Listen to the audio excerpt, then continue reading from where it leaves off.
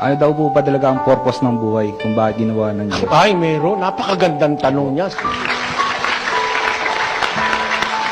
What is the meaning of life? What is the purpose of life? Napakaganda po niyan. Kung ang itinatanong mo, if your question refers to life on earth, because there are two lives in the Bible. I have to clarify this first. We have two lives. The first is the temporary life we have on earth, and the next is the everlasting life that is after the resurrection. Ngayon, ano ba ang purpose of life?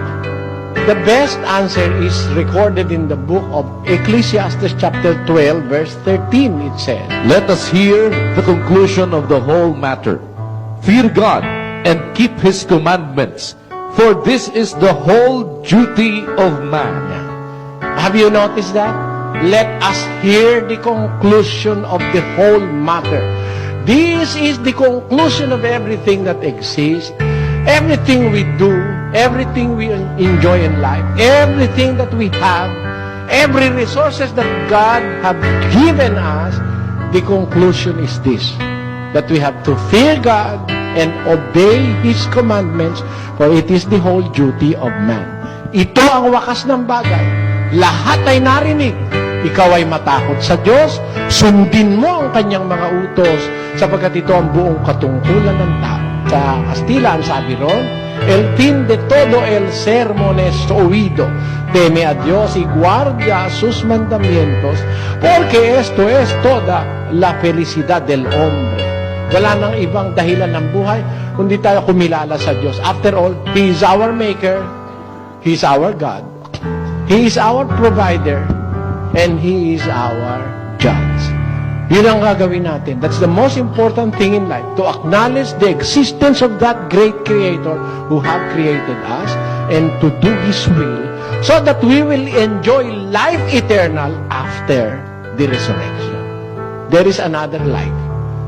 Tandaan nyo, wala nang ibang dahilan ng buhay kundi para kumilala tayo sa Diyos. Sumunod tayo sa Kanyang utos para makasama natin siya sa langit. Wala na pong ibang dahilan ng buhay. Wala namang kwenta ang buhay kung ikaw mayaman ka. Maiiwan mo naman Ha? 40 milyong hektarya ng lupa ang pag-aari mo. Ang titulo mo, ganyang kakapal ang dami. Pag namatay ka, anin mo yun. 1 metro kudrado ka lang.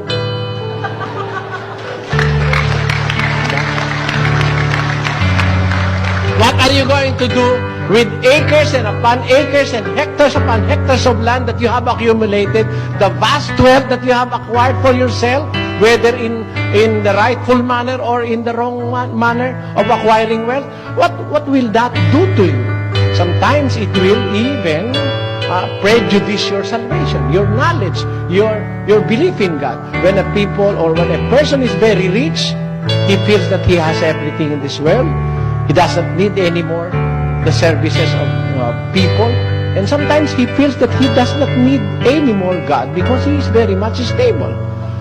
Compared to the poor who always pray to God just for a breakfast. At night, God, our problem is the breakfast that we have. We must have tomorrow. The breakfast for my sons and daughters.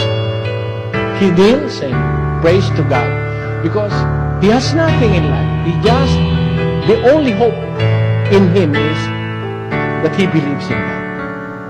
Minus God, then everything will be in vain. Alisin mo ang Diyos, wala na pong kwenta ang buhay. Wala nang sagot ang ibang tanong. Pag wala ang Diyos, minus God, then everything will fall down.